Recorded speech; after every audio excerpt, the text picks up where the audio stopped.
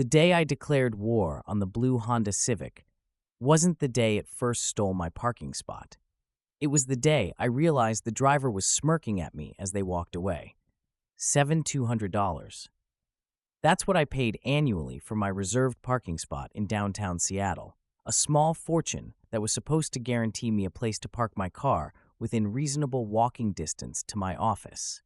What the property management company didn't tell me was that their enforcement consisted of strongly worded letters that nobody bothered to read. If you're watching this video while sitting in your car because someone's parked in your spot and you're waiting for them to leave, drop a comment right now telling me how long you've been there. I guarantee this story will keep you entertained until they return, or give you some creative ideas if they don't. My name is Marcus Chen, and until 3 months ago, I was what most people would consider a reasonable person.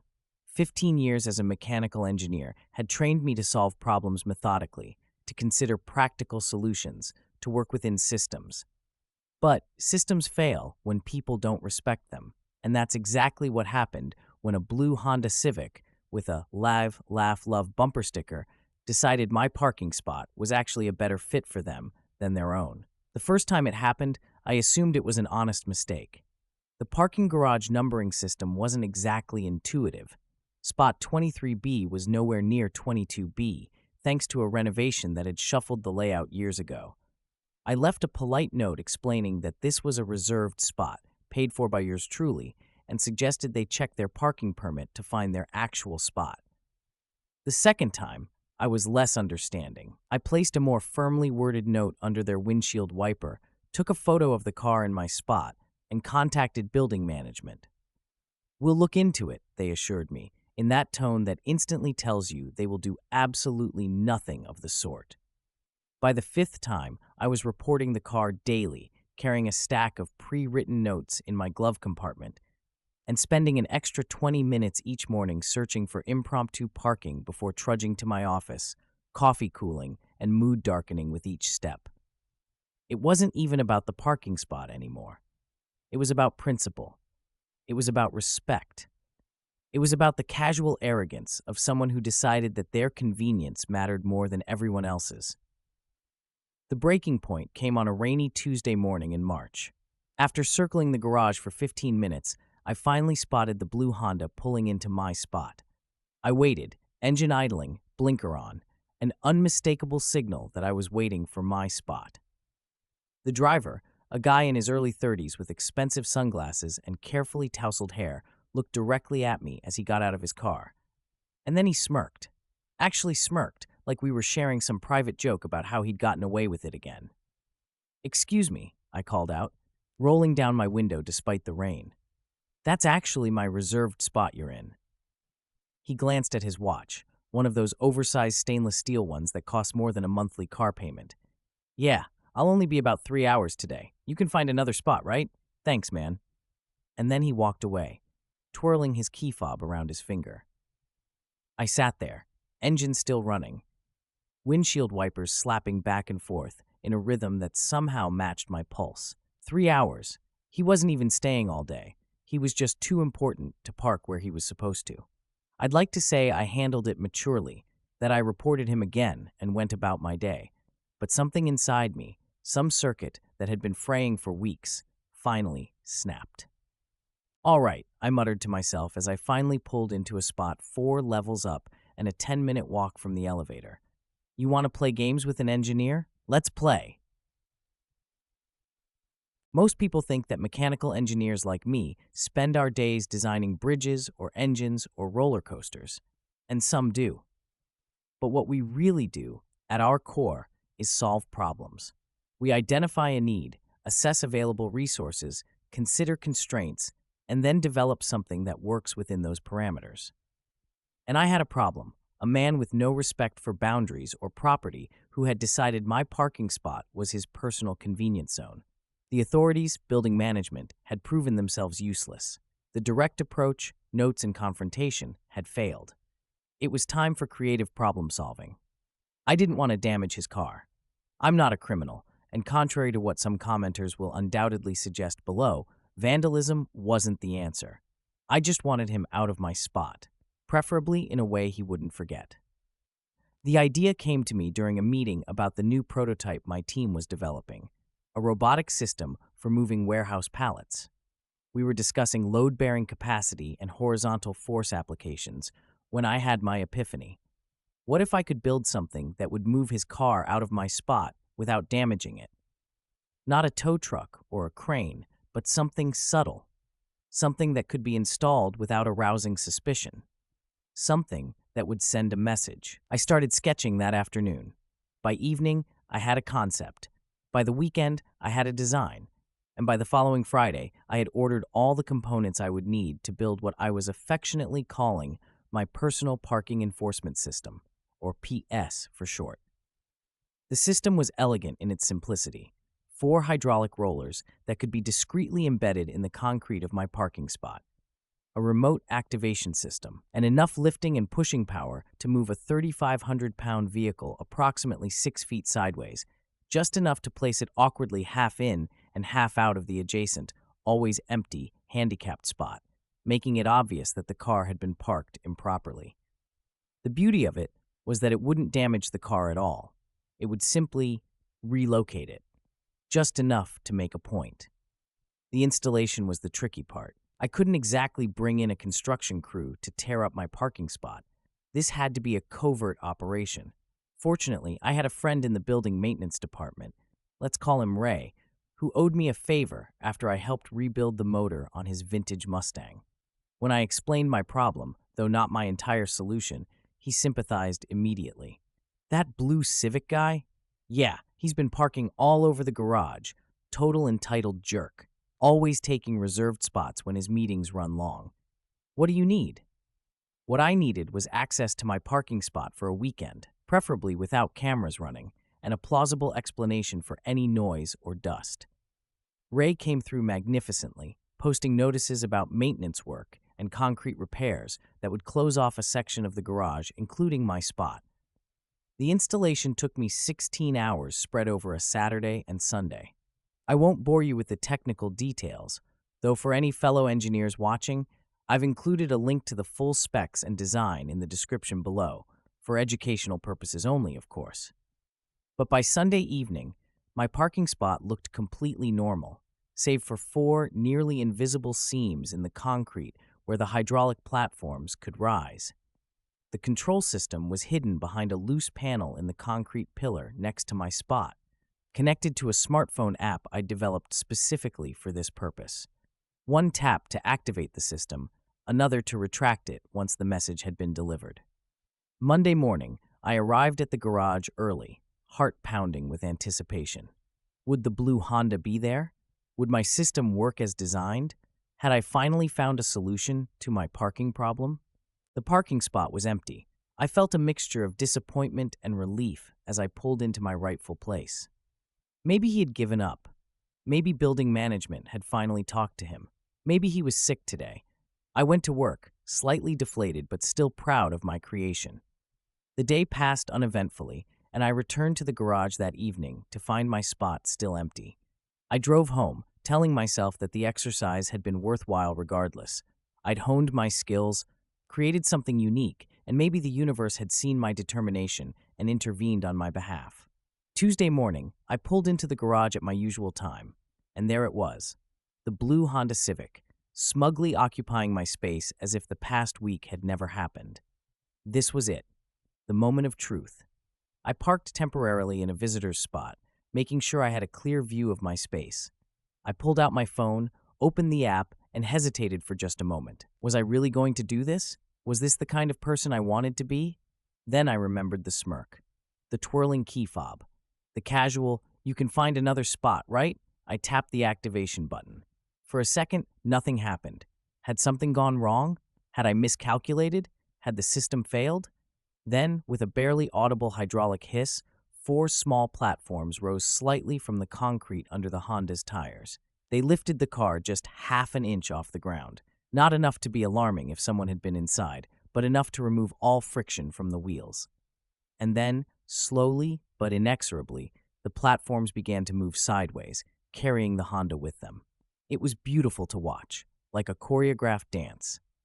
The car glided sideways at about an inch per second, gradually moving from fully within my spot to half in, half out of the adjacent handicapped space. The entire process took about 45 seconds, after which the platforms gently lowered the car back to the concrete and retracted back into their hidden positions. The result was perfect. The Honda now sat at an angle that unmistakably suggested terrible parking skills, with its front end jutting into the blue-striped zone that no responsible driver would ever invade. Anyone walking by would assume the driver had parked haphazardly and deserved whatever ticket or towing was coming their way. I quickly pulled my car into my now vacant spot, gathered my things, and headed to the elevator with a smile I couldn't suppress. As the doors closed, I heard a distant, confused voice echo through the garage. "What the hell? Did someone move my car?" You might think that would be the end of it, that Mr. Blue Honda would get the message, except that the parking gods had intervened and find his own assigned spot. You would be wrong. The next morning, the Blue Honda was back in my spot. This surprised me, I'll admit. I'd assumed that the unexplained movement of his vehicle would be enough to spook him into compliance.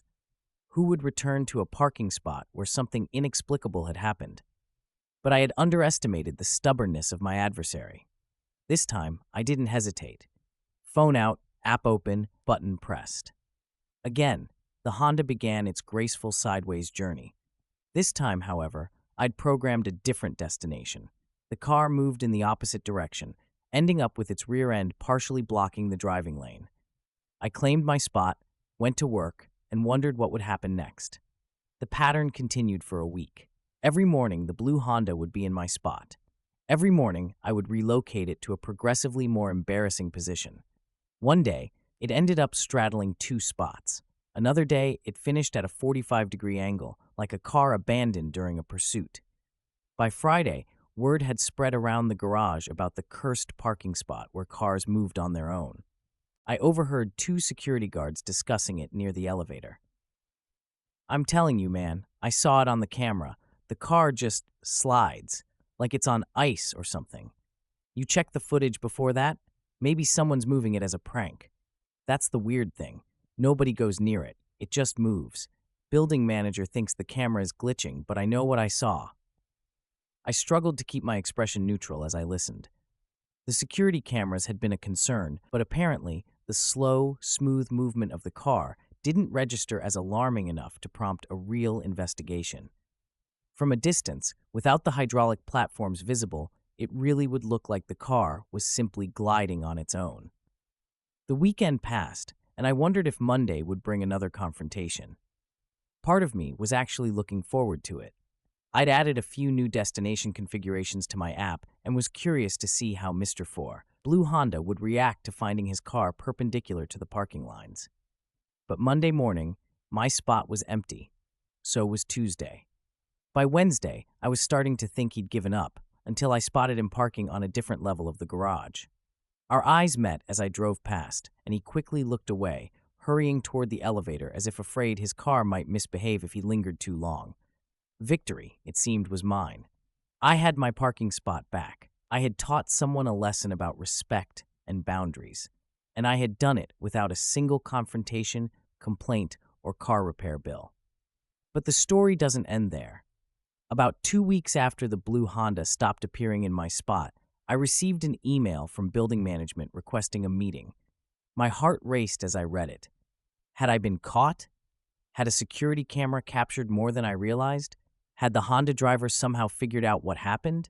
I arrived at the property manager's office that afternoon with a carefully rehearsed set of denials ready. Whatever they accused me of, I would express confusion and innocence. Unless they had actual footage of me installing the system, which I knew they didn't, they couldn't prove anything. The property manager, a harried-looking woman named Vanessa, welcomed me with unexpected warmth.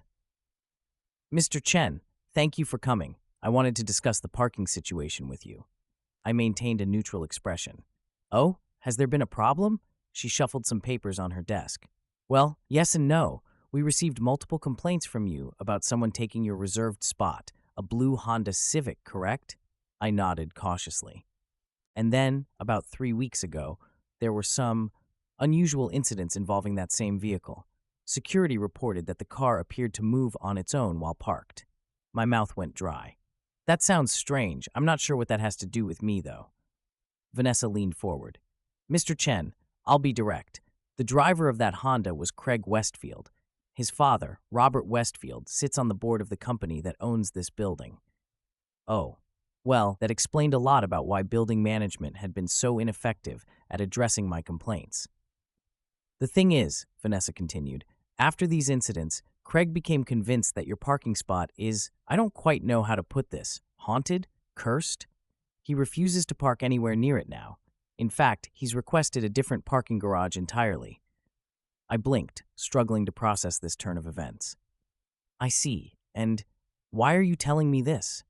Vanessa smiled, the first genuine smile I'd seen from building management since I'd started leasing my spot. Because Robert Westfield was furious that his son was taking reserved spots and making the company look bad.